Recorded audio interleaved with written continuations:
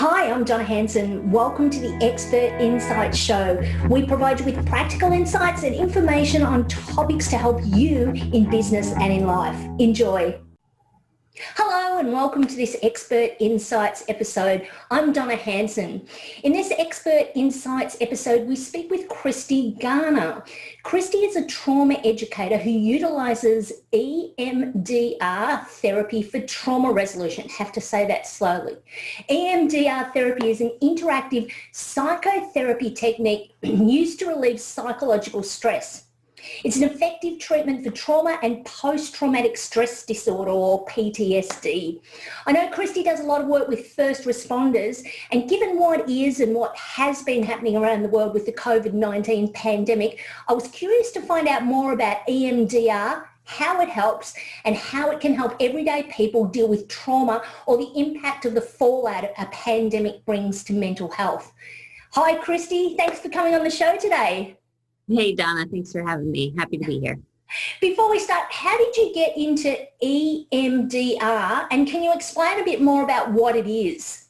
Absolutely. So EMDR is eye movement desensitization reprocessing. And what that means is you move your eyes from side to side. So you stimulate the right and left side of your brain, basically. Bilateral stimulation. And a lady named Francine Shapiro came up with it.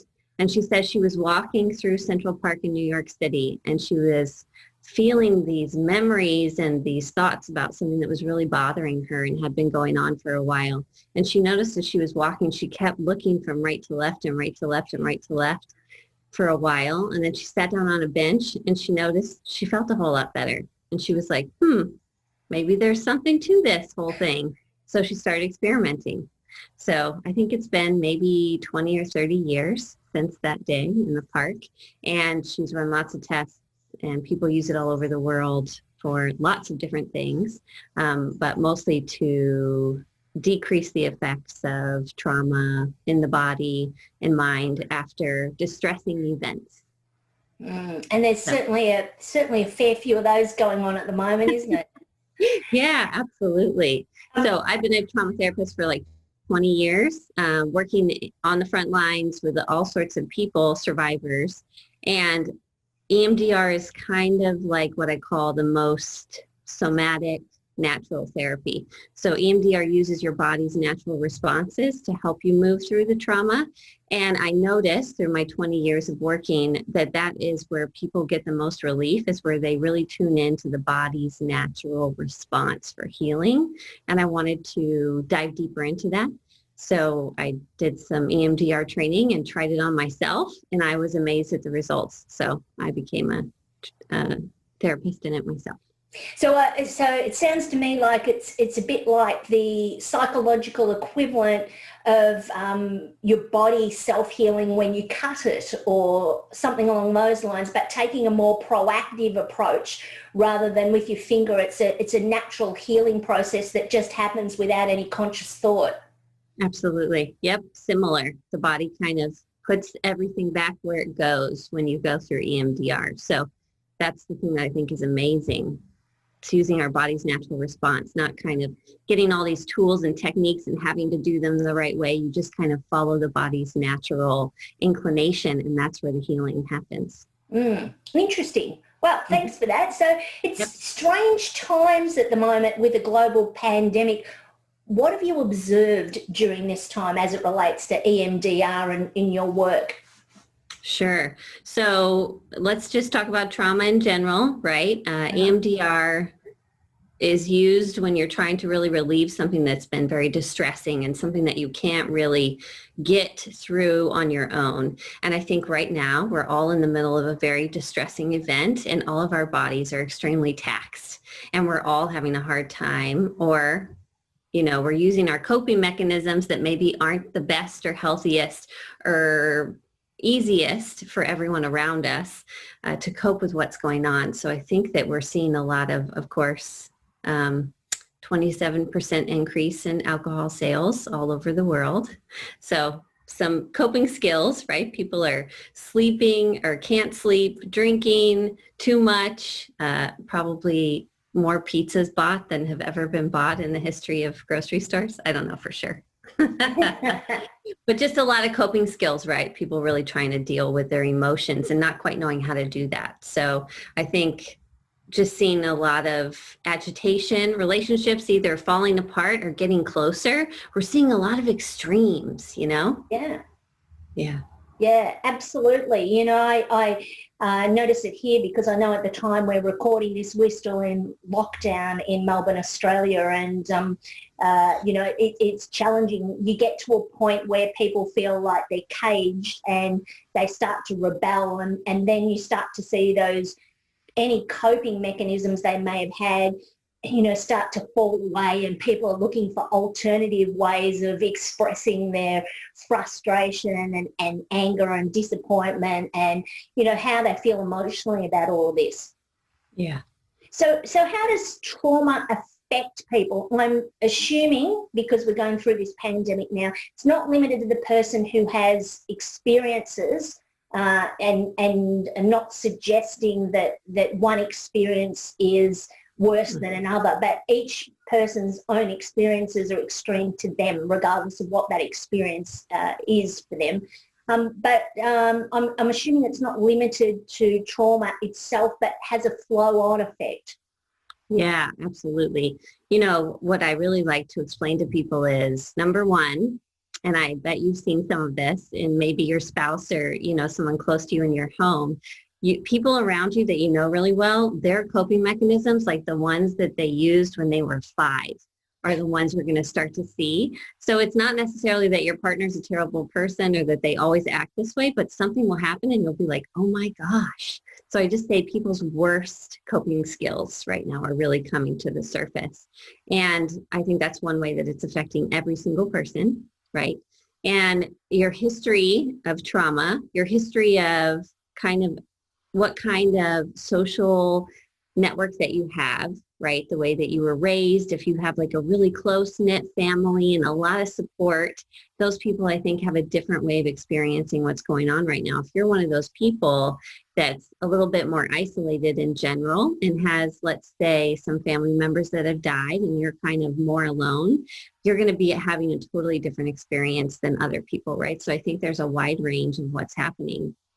And besides our worst coping skills coming to the forefront, I think we're also seeing this kind of one thing on top of another, right? And so the cumulative effect of everything that's happening is really taking a toll on our systems, and we get less and less able to handle stress, to think creatively, to focus, right? This is what I keep reminding kind of employers, like people need more time off right now just to recover from the week and the news and the fires and the hurricane and the racial uprising and COVID-19 and their family member being in the, you know, kind of isolated in the old folks home.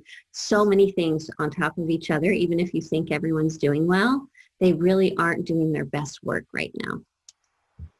Yeah, that's so true. Everything you've said there, and I think the key thing for anybody watching this is you can't judge everyone else's experience by your own, because each experience that people are going through is individual, and it seems big because you're going through it. I always love, I don't know if you remember a show, I think it was in the 90s, called Ally McBeal. Oh, yeah. And I remember Lucy Liu saying to Callista Flockhart, why are your problems so much bigger than everyone else's? And I remember Ally McBeal looking at the camera and going, well, because they're mine. So, you know, and I just thought that was just such a revelation to me at the time. Our problems seem so huge because they belong to us. So we have an emotional attachment to them, but you don't feel the same towards my experiences because you haven't experienced those experiences. So it's interesting, isn't it? Yeah, yeah. So what can the collaborative we as an organisation, teams or families do to build and incorporate trauma information into policies, procedures, and practices. And I'm guessing those three probably aren't the sorts of things we'd be doing at home, but we all have our own unwritten ways of operating in households and families, don't we? Yeah, absolutely. And I love that question. I think it's so needed right now to keep asking that question. What can I do for myself? What can I do in my home and with my family? And how can I support this in the bigger picture of what I do every day? And, I like to give this example of my husband is such a better person when he comes home and he sits in the car or sits on the porch for 5 minutes and just breathes deeply, right? I was talking to another friend on the phone yesterday and I said, right now, really, we have to take care of ourselves and we have to take care of our own nervous systems. I think everybody's a little bit crunchy around the edge, right? Yeah, a little bit activated. So staying regulated is the first way that we can affect change inside of ourselves, our families, and even have those difficult conversations that we need to be having about how do we change the systems in the world, right? We have to be regulated. So doing the deep breathing, the meditations. Sometimes I say we don't always need to calm down. Sometimes we need to move with the energy to regulate. So, I tell people like, get some exercise, go on a brisk walk, go on a run, right? Do some push-ups or, do whatever it is that helps you move energy out of your body. For most of us, that's some kind of exercise or movement. I think some people like to dance or do Tai Chi or, some kind of yoga, right? But there's simple ways like just doing push-ups against the wall for a couple minutes during your breaks in your day can really help to move some of that energy up and out, which helps you to stay a little bit more open. And when we're a little more regulated and open, then we can approach all of our problems in a more creative and diverse way than if we're got this much space, right? Yeah. So that's my first tip. For yourself, for your family, and for organizations, right? I keep saying you got to make time for people to do this. You got to make it easy in a meeting to come into a Zoom meeting and say, hey, connect, right? Eye to eye is what helps us regulate our nervous systems when we're really agitated. Someone else, even across the Zoom, just saying, how are you, really helps us to come into our bodies, right? And so that's going to help. Just a simple thing you can do for your job or with people. I also tell people with your kids that are going to homeschool, right? They just need a little bit more time in between and in their transitions to like, yeah.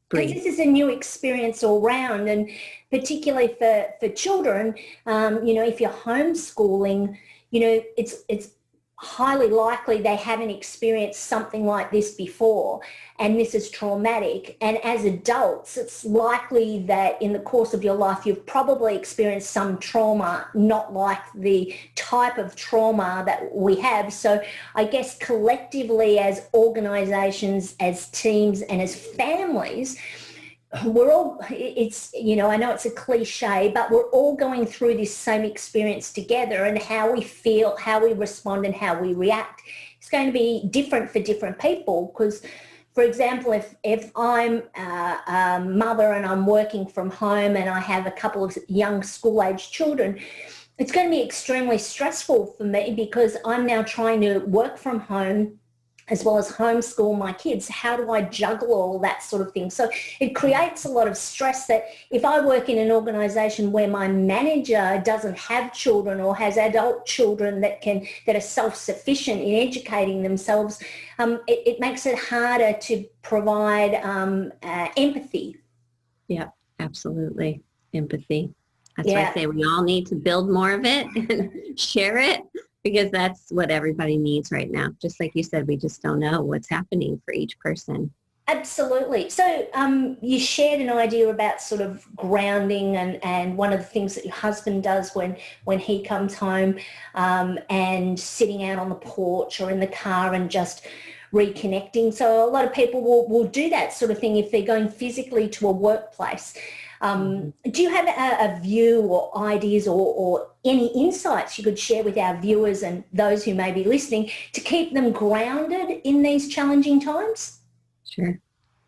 You were speaking of being in lockdown, and I think that's been the experience of so many of us around the world and you guys right now. And this way of what kind of routines do you have that bring you a little bit of peace, right? Like, how do you stare at some trees out your window for 2 minutes a day, right? How do you make a cup of tea and really pay attention to the smells of your tea and let your body just invite in those aromas, right? Do you play your favorite music as you're showering or at the end of your day as a transition out of work into your home time, right? How do you actually bring in little pieces that feel like giving yourself a hug, right? How do we give ourselves a hug every day in these lots of different ways? I think that that's an important piece. And that piece of no one can do it for us. We really have to do it for ourselves, and just really showing up.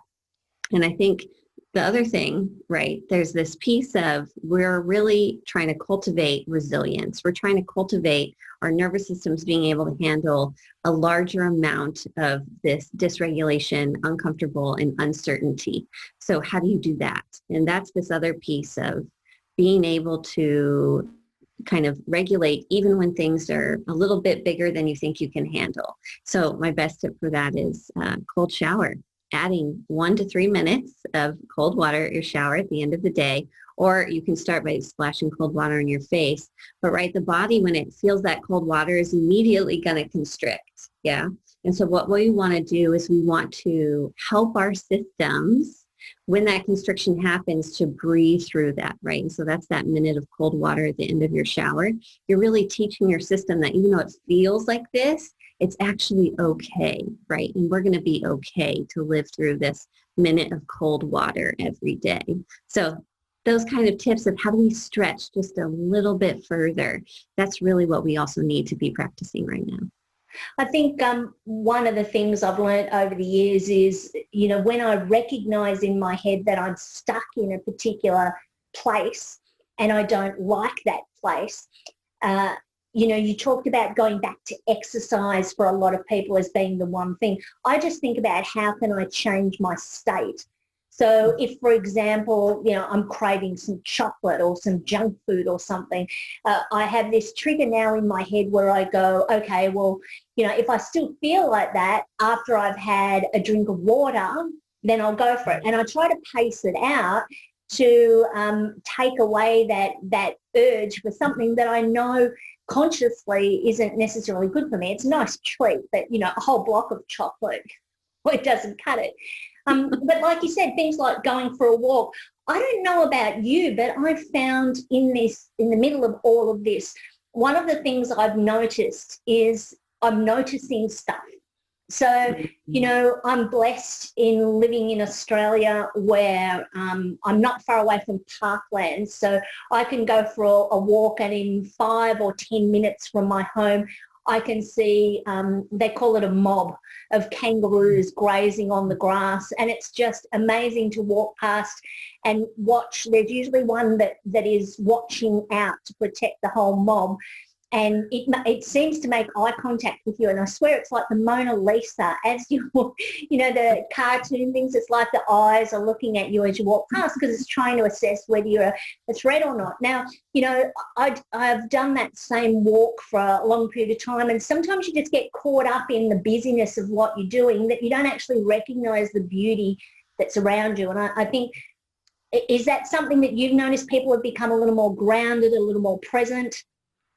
Yeah.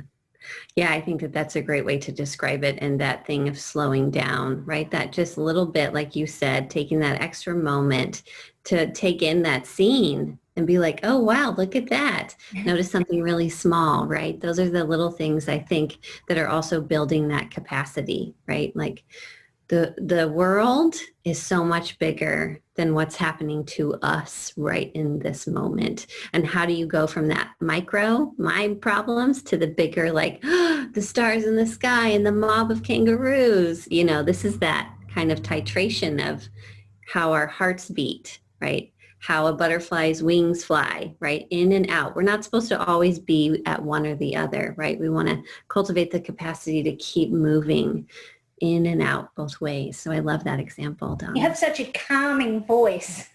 Do you get told that all the time? I do. And I'm not sure if I had it before or if it's just like the years and years of therapy that's made it that way.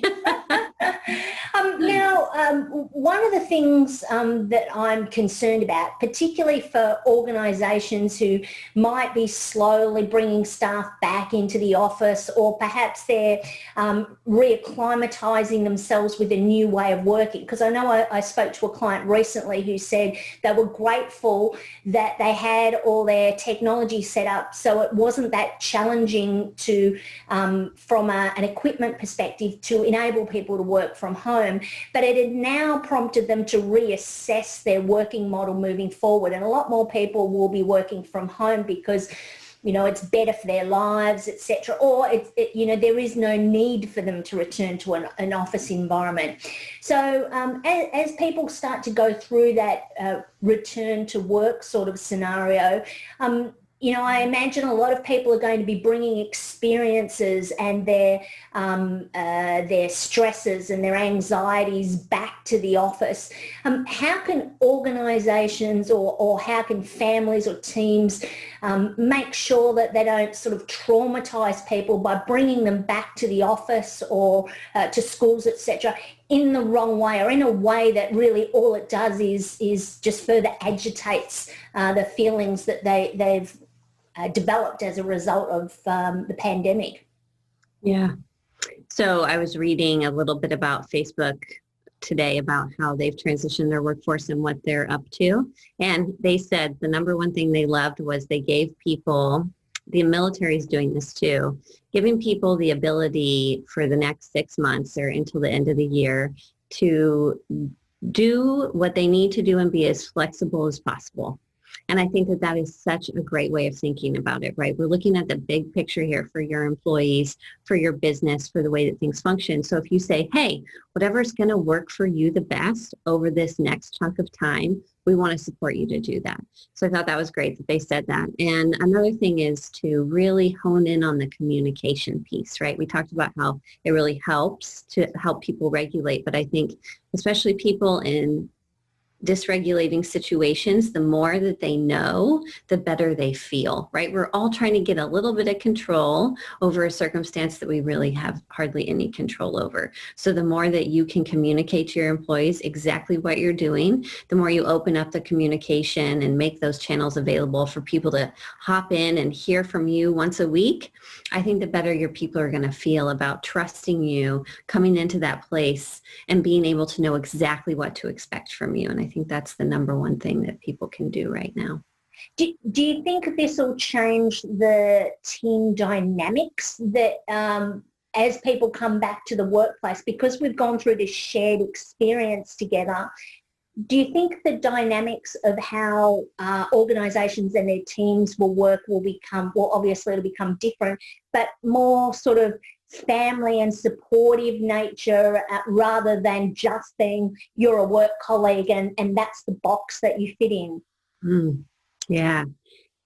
We've seen each other's homes and offices and pets and kids, and, we've seen so much from each other over this time, I think, being in each other's homes this way.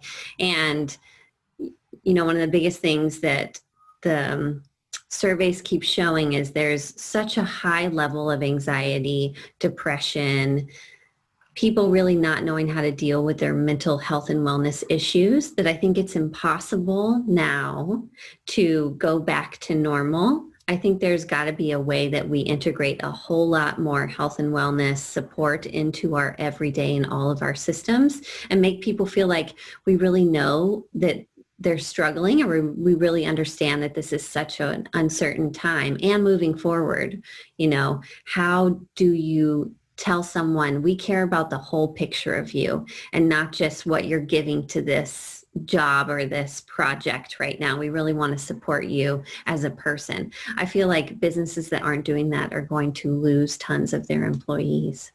And I agree with you 100% there. I think one of the things I've noticed is those organisations that are demonstrating to their employees that they care about not just their performance and their productivity, but about their, like you said, holistic health, are going to be the ones that when all of this is over and opportunities are created for people to go to other jobs, people won't want to go anywhere because the organisations looked after them. So I think to a degree how organisations respond to this crisis as we start to bring back and transition to a new normal will determine, whether they become employers of choice and create that loyalty where realistically, let's be honest, for probably the last 20 plus years, generations back considered you started working a job and that's where you stayed for your whole career. But now I think it's almost like we're circling back and there's the possibility for organisations to retain that intellectual capital, all dependent upon how they respond in the next phase of reconnecting. What are your thoughts on that? No, I absolutely agree with you 100%. One of the things we were talking about just recently in like training right now, like what kind of training can we do?